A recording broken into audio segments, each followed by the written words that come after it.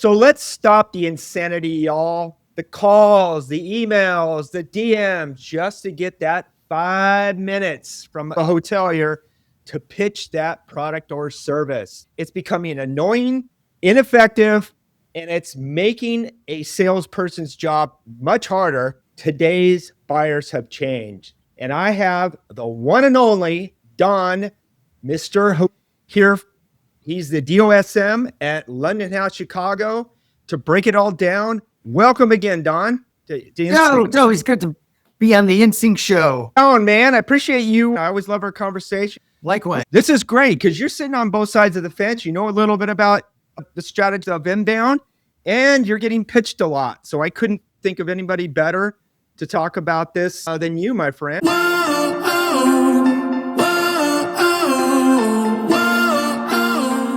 So yeah, if I got $100 every day for how many solicitations I receive, I could probably retire by the end of the year. Exactly. So with that, let's get right at it. And let's talk about what's the biggest disconnect between tech vendors and how hotels actually buy these days. I think it starts with the way they're pitching to us. They're coming right out of the gate, asking for our time, which is more valuable than anything. And especially in hotels, ever since the pandemic, we're still talking about it 5 years later, but a lot of hotels learned how to do more with less. We typically have less staff than we had previously. We're wearing more hats. So our time is really valuable. And 9 times out of 10, when somebody is reaching out to me, they're going right into a pitch and asking for 15 minutes of my time. And if I were to take every single one of these people up on their offer at 15 minutes of my time, I'd spend 20 hours a week just on the phone being pitched to. 99 times out of 100, they're instantly getting turned down because I don't have 15 minutes of time. I'm really busy. And the majority of pitches are just, they all sound alike. A lot of them are using AI and I can spot it and it's not personalized. And the really important thing is I don't know you. So nowadays, when I'm willing to hear from somebody or want to work from somebody, it's because I've gotten to know them, whether that's from meeting them on LinkedIn and networking there and getting to know them, or a referral from somebody I trust. You've put me in touch with plenty of people, and if they're a friend of yours, they're a friend of mine. So I put a lot of value in that. I'll 100% give somebody my time if a Cory Falter recommends them and says, hey, you should talk to this person. I'll be like, okay, well, then I will, because I trust you. Well, appreciate the kind words. And likewise, by the way, what has changed though? Don, vendors been doing that forever. The approach has not changed. They've been doing the same thing, but why? It seems just in the last year, maybe 2 years, how come our annoyance level have raised? And it seems like it's much ineffective. For all intents and purposes, did it not work 5 years ago? Right? Yeah, I think you've talked about this. It's that we have so much more technology now, and we do a lot more research on our own than we used to. We don't have to rely on the pitch so much and somebody telling us all about it and taking their word for it. We're doing a lot of that research ahead of time.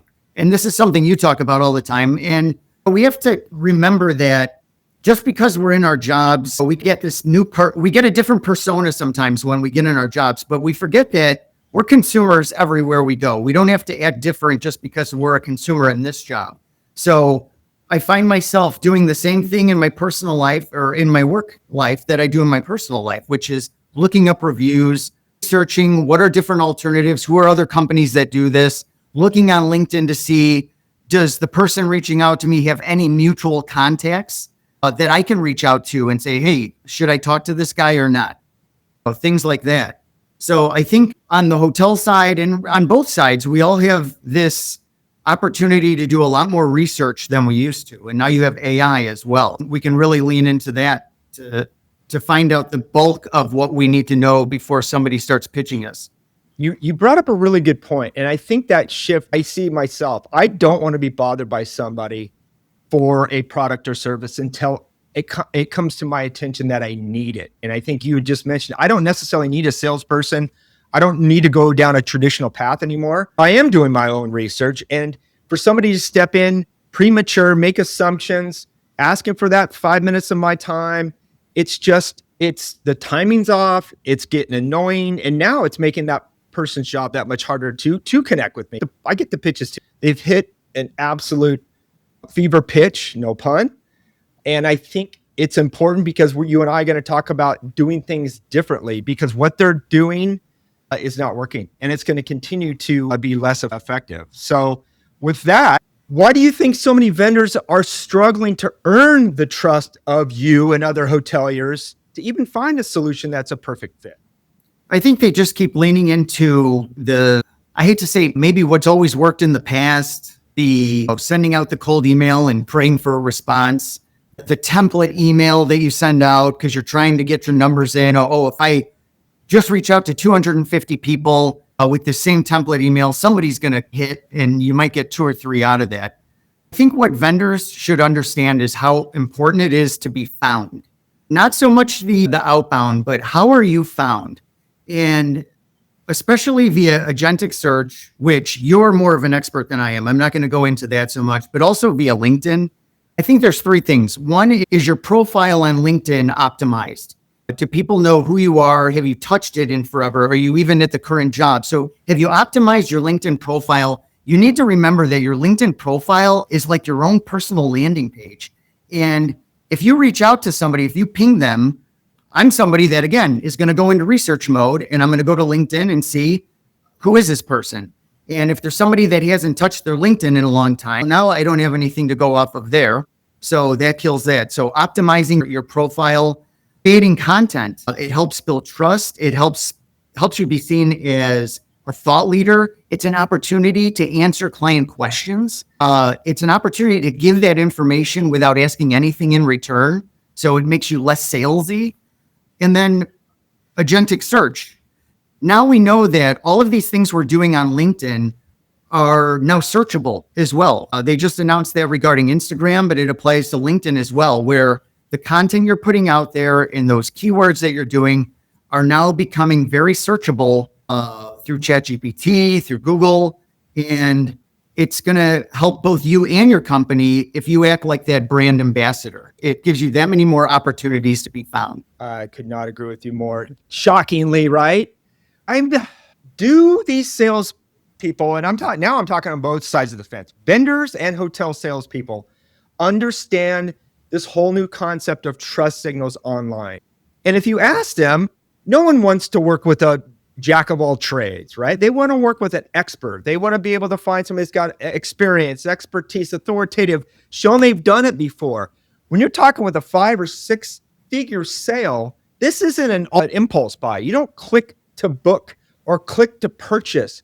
Sometimes when you're talking about technology, long onboarding sessions, there could be a huge trust factor that has to do with what happens if things go sideways. Do people or sellers really understand the importance of what you just said, of bringing their insights online, showing trust, showing they've done it before with reviews, testimonials, so that it opens up that door? Or they even come to you because you taught them something that they did not know that's going to make them the hero. I still don't see that light coming on in a big way for a lot of sellers. They continue to hit the spray and pray button, and it's absolutely annoying.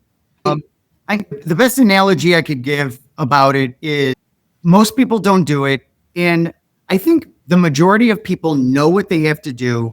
It's like eating well and losing weight. When it really boils down to it, what you have to do, the food you're supposed to eat and the exercise you're supposed to do. But a lot of times we don't want to do it because boiled carrots don't taste good.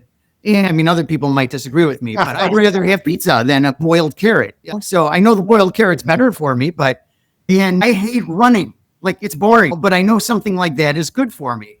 And it's a matter of putting in those reps as a salesperson and taking the time, treating something like LinkedIn as a mini job where you're dedicating time to put content out and make sure you're found. And I think a lot of people either don't understand it or just don't want to commit the time to it the same way you would a workout or a diet. Do you think a lot has to do with leadership? I think some of it has. I'm a little jaded because I've been at LondonHouse going on 8 years, and I have a boss that is very supportive.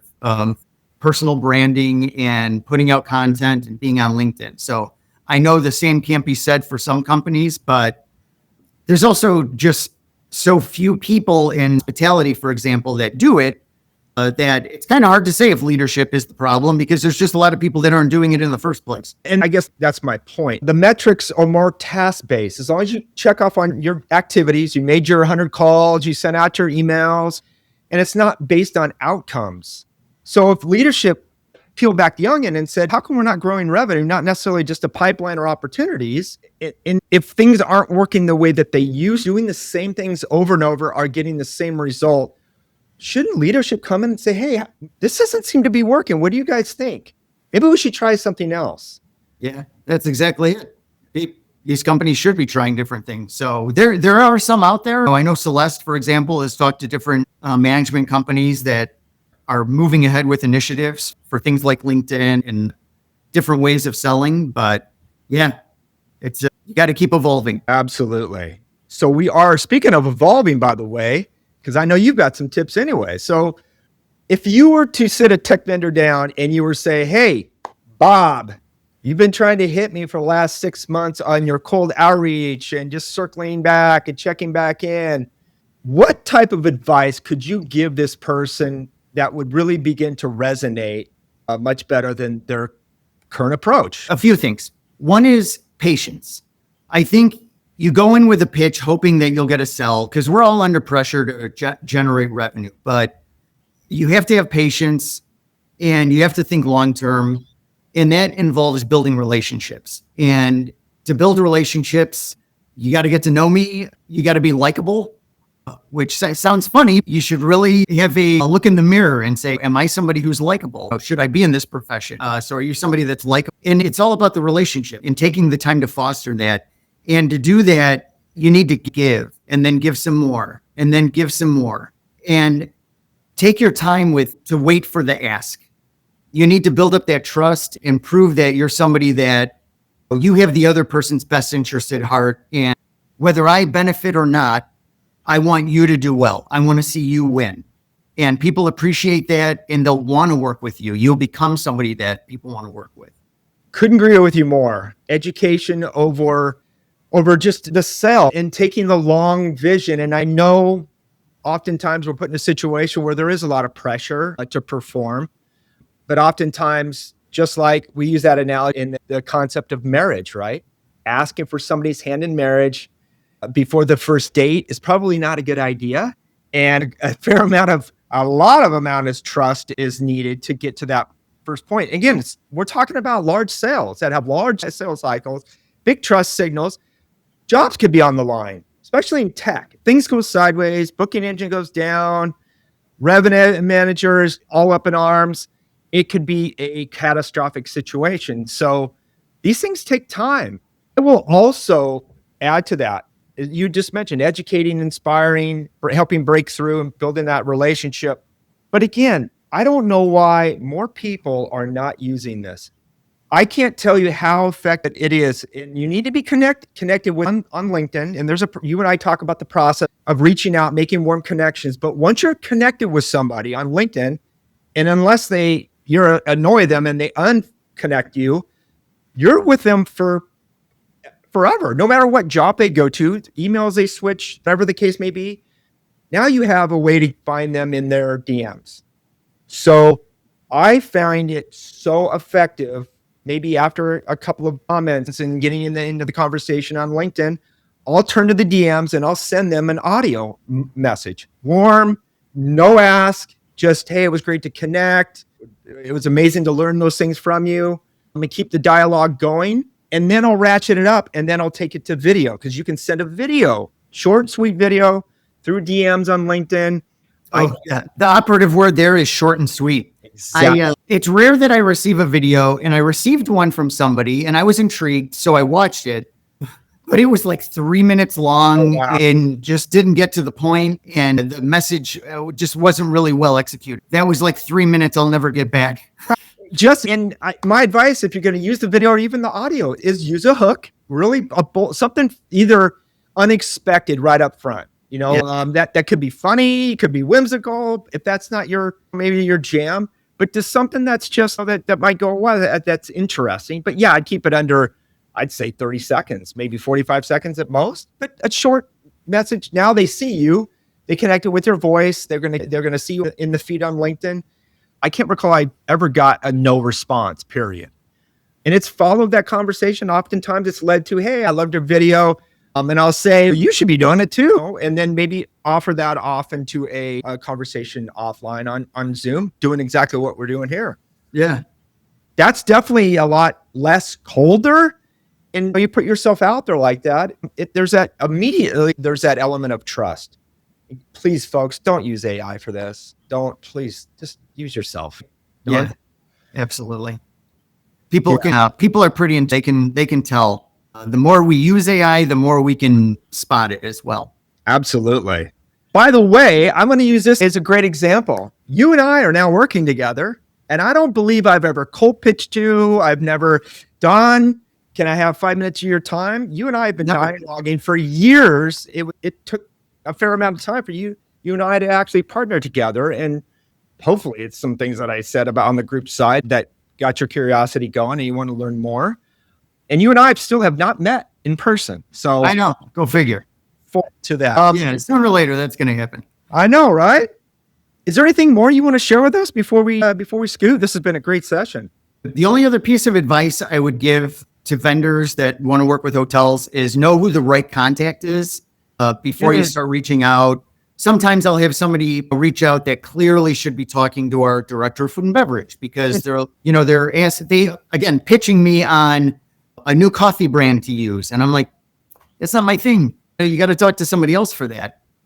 Another one, please don't ever try to be slick. And what I mean is this happened. I'm bringing this up because it just happened yesterday. I won't name names, but I got a call from our housekeeping manager and I'm just thinking it had something to do with housekeeping. And I picked up the phone and she said, "Oh, hi, Don. I have a call for you on the phone. Can I put it through?" And I'm like, yeah. So picked it up.